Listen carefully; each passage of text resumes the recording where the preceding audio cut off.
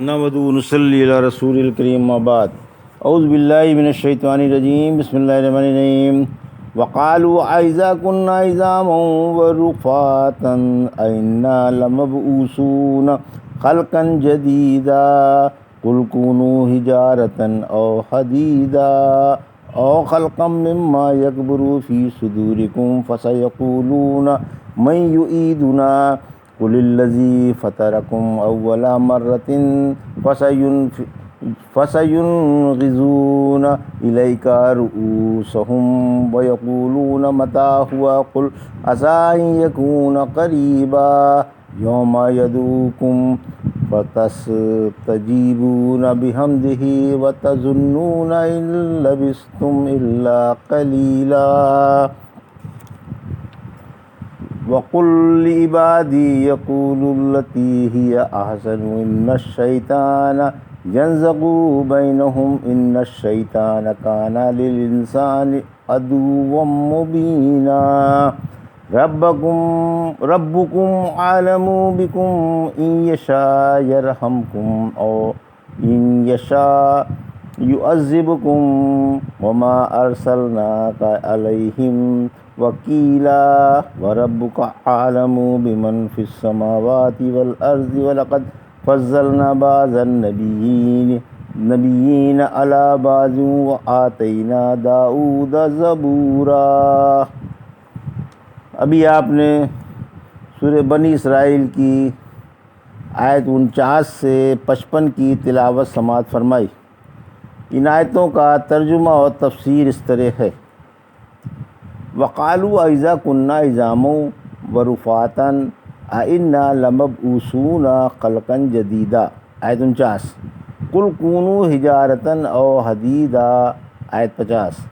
او خلقا مما يكبر في صدوركم فسيقولون من يعيدنا قل الذي فطركم اول مرة فسينغضون إليك رؤوسهم ويقولون متى هو قل عسى أن يكون قريبا، آیت 51۔ یوم یدعوکم فتستجیبون بحمدہ وتظنون ان لبثتم الا قلیلا، آیت 52۔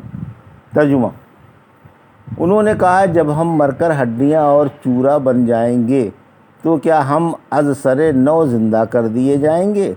آپ فرما دیں کہ تم پتھر یا لوہا بن جاؤ یا کوئی اور مخلوق بن جاؤ جو تمہیں بہت سخت معلوم ہو، پھر یہ پوچھیں گے کہ وہ کون ہے جو ہمیں دوبارہ زندہ کرے گا؟ آپ فرما دیں کہ وہ وہی ہے جس نے تمہیں پہلی بار پیدا کیا تھا۔ یہ سن کر وہ آپ کے سامنے سر ہلا ہلا کر کہیں گے کہ ایسا کب ہوگا؟ فرما دیں ممکن ہے کہ وہ قریب ہی آ لگا ہو۔ ایسا جب ہوگا جب اللہ تم کو پکارے گا اور تم اس کی حمد کرتے ہوئے اس کا فرمان بجا لاؤ گے اور یہ خیال کرو گے کہ ہم بہت ہی کم رہے۔ یہ تھا ترجمہ سورہ بنی اسرائیل کا آیت 49 سے 52 کا۔ تفسیر: آیت 49 زندگی بعد الموت کو نہ ماننے والوں کی ترویج۔ ان کی ترویج ہے جو انکار کے طور پر آپ سے پوچھا کرتے تھے کہ جب ہم بوسیدہ ہڈیاں اور غبار جیسی مٹی بن جائیں گے تو کیا قیامت کے دن ہم کو پھر از سر نو زندہ کر کے اٹھایا جائے گا، جبکہ ہم گل سڑ کر نابود بھی ہو جائیں گے اور ہمارا نشان تک باقی نہ رہے گا؟ سورہ نازعات کی آیت 10 سے 12 میں فرمایا، کہتے ہیں کیا ہم پھر پہلی حالت میں لوٹا دیے جائیں گے؟ کیا جب ہم بوسیدہ ہڈیاں ہو جائیں گے؟ اس صورت میں تو یہ واپسی ہمارے لیے بڑی ٹوٹے والی ہوگی۔ سورہ یاسین کی آیت 78 اور 79 میں فرمایا، اس نے ہماری مثال بیان کی اور اپنی پیدائش بھول گیا، کہنے لگا کہ بوسیدہ ہڈیوں کو کون زندہ کرے گا؟ آپ فرما دیں انہیں وہی زندہ فرما دے گا جس نے پہلی بار تمہیں پیدا کیا تھا، وہ تو ہر طرح کے پیدا کرنے کو خوب جانتا ہے۔ آیت 50 یعنی تم پتھر یا لوہا یا کوئی اس سے بھی زیادہ سخت چیز بن جاؤ، یا پہاڑ یا زمین یا آسمان، بلکہ جو تمہارا جی چاہے بن جاؤ۔ اللہ کے لیے تمہارا زندہ کرنا مشکل نہیں۔ جب وہ کسی معدوم چیز کے وجود کا ارادہ کرتا ہے تو اسے وجود میں لے آتا ہے۔ تم جو چاہو بن جاؤ، اللہ تم کو ضرور زندہ کر دے گا۔ آیت 51، پتھر یا لوہا بن جانے کے بعد کون زندہ کرے گا؟ یعنی جب ہم پتھر یا لوہا یا اس سے بھی زیادہ کوئی سخت چیز بن جائیں گے تو پھر ہمیں کون زندہ کرے گا؟ آپ جواب دیں کہ جس نے تم کو عدم سے وجود بخشا وہی تم کو زندہ بھی کرے گا، خواہ تم کچھ ہی کیوں نہ بن جاؤ۔ سورہ روم کی آیت 27 میں فرمایا اسی نے پیدائش کا آغاز کیا تھا، پھر وہی دوبارہ پیدا کر دے گا، اور دوبارہ پیدا کرنا تو بہت ہی آسان ہے۔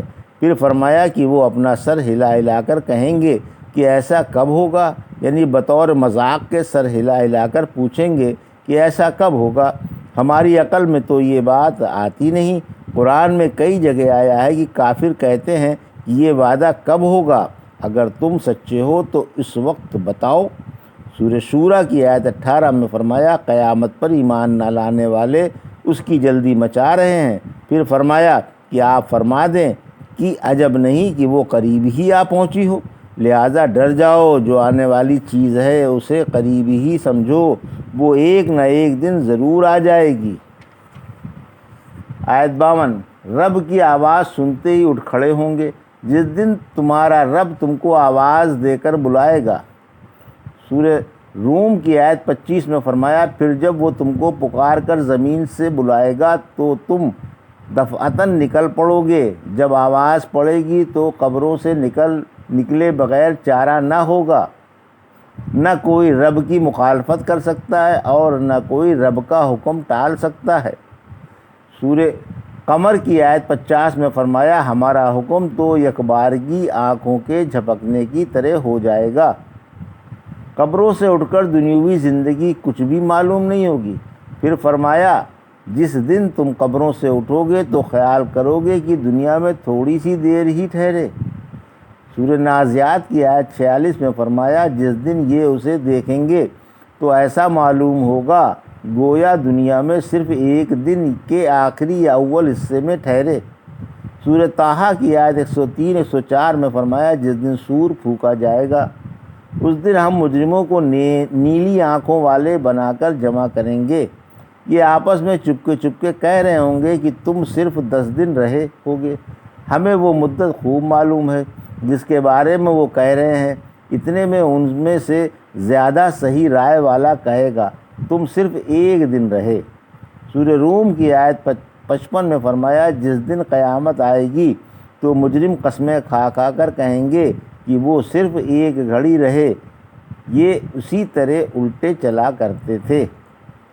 وَقُلْ لِعِبَادِي يَقُولُوا الَّتِي هِيَ أَحْسَنُ إِنَّ الشَّيْطَانَ يَنزَغُ بَيْنَهُمْ إِنَّ الشَّيْطَانَ كَانَ لِلْإِنسَانِ عَدُوًّا مُبِينًا۔ آیت 53، ترجمہ، آپ میرے بندوں سے فرما دیں کہ وہ ایسی بات زبان سے نکالا کریں جو بہترین ہو۔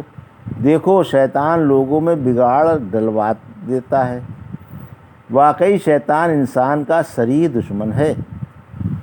یہ ترجمہ تھا آیت 53 کا۔ تفسیر۔ آیت 53، گفتگو محبت و پیار سے اور ادب سے کی جائے۔ رحمت عالم صلی اللہ علیہ وسلم کو حکم ہے کہ آپ مسلمانوں سے فرما دیں کہ وہ اچھے اور خوبصورت الفاظ میں ادب و تہذیب سے اور پیارے لہجے میں دوسروں کو سمجھایا کریں، ورنہ شیطان آ کودے گا اور سر پھٹول کرا دے گا، گفتگو سے ہاتھا پائی پر نوبت آ جائے گی اور لڑائی ہو جائے گی۔ یاد رکھو شیطان انسان کا دشمن ہے، اس کی عداوت آدم علیہ السلام کے زمانے سے چلی آتی ہے جو بالکل ظاہر ہے۔ اسی وجہ سے رحمت عالم صلی اللہ علیہ وسلم نے منع فرمایا کہ کوئی مسلمان کسی ہتھیار سے کسی مسلمان کی طرف اشارہ نہ کرے، کیونکہ ممکن ہے کہ شیطان اسے جھٹکا دے دے اور ہتھیار مسلمان کے لگ جائے۔ رحمت عالم صلی اللہ علیہ وسلم نے فرمایا خبردار تم میں سے کوئی اپنے بھائی کی طرف ہتھیار سے اشارہ نہ کرے، کیونکہ تم کو کیا خبر کہ شیطان اسے ہتھیار لگا دے اور یہ آگ کے گڑھے میں گر جائے۔ ربکم عالم بکم ان یشاء یرحمکم او ان یشاء یعذبکم وما ارسلناک علیہم وکیلا۔ آیت 54، وَرَبُّكَ أَعْلَمُ بِمَنْ فِي السَّمَاوَاتِ وَالْأَرْضِ وَلَقَدْ فَضَّلْنَا بَعْضَ النَّبِيِّينَ عَلَىٰ بَعْضٍ وَآتَيْنَا دَاؤُودَ زَبُورًا۔ آیت 55۔ ترجمہ: تمہارا رب تمہیں بہتر جانتا ہے، اگر وہ چاہے تو تم پر اپنا رحم کر دے یا اگر چاہے تو تم پر عذاب کر دے، اور ہم نے آپ کو ان پر وکیل بنا کر نہیں بھیجا، اور آپ کا رب ان کا حال بھی خوب جانتا ہے جو آسمانوں اور زمین میں ہیں۔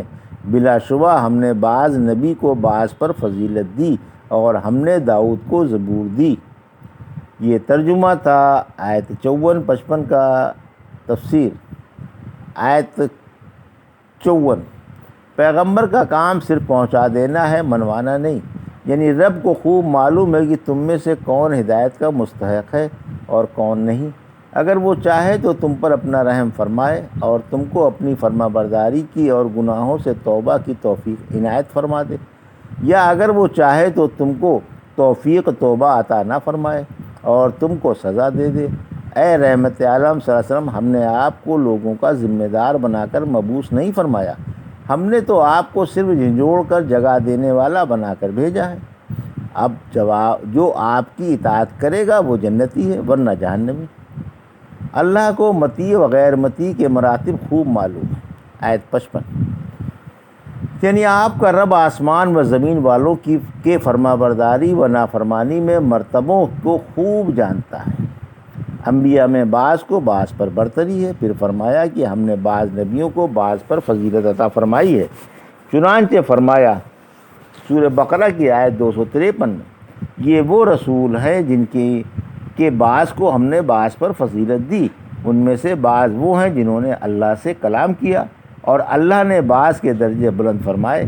یہ آیت بخاری مسلم کی اس حدیث کے خلاف نہیں ہے کہ رحمت عالم صلی اللہ علیہ وسلم نے فرمایا کہ نبیوں کو ایک دوسرے پر فضیلت نہ دو، کیونکہ اس سے محض عصبیت کی بنا پر فضیلت مراد ہے، وہ فضیلت مراد نہیں جو دلیل سے ثابت ہو۔ اگر کوئی مضبوط دلیل کسی چیز کے ثبوت پر موجود ہو تو پھر اس کی پیروی کی جانی ضروری ہے۔ رحمت عالم صلی اللہ علیہ وسلم افضل الانبیاء۔ بالاتفاق رحمت عالم صلی اللہ علیہ وسلم اولو العزم پیغمبروں میں افضل ہیں، پھر آپ کے بعد ابراہیم علیہ السلام، پھر موسیٰ اور پھر عیسیٰ علیہ السلام۔ پھر یہ فرما کر کہ ہم نے داؤد کو زبور دی، ان کی فضیلت و سعادت کی طرف اشارہ فرمایا گیا۔ رحمت عالم صلی اللہ علیہ وسلم نے فرمایا داؤد علیہ السلام پر زبور اس قدر آسان کر دی گئی تھی کہ آپ حکم فرماتے کہ جانوروں پر زین کسی جائے اور زین کسی جانے سے پہلے ساری زبور پڑھ لیا کرتے تھے۔ یہ تھا سورہ بنی اسرائیل کی آیت 49 سے 55 کا ترجمہ اور تفسیر جو بھی آپ نے سماعت فرمائی۔ بارک اللہ لی و لکم فی القرآن الحکیم و نفعنا ایاکم بآیات الذکر الحکیم۔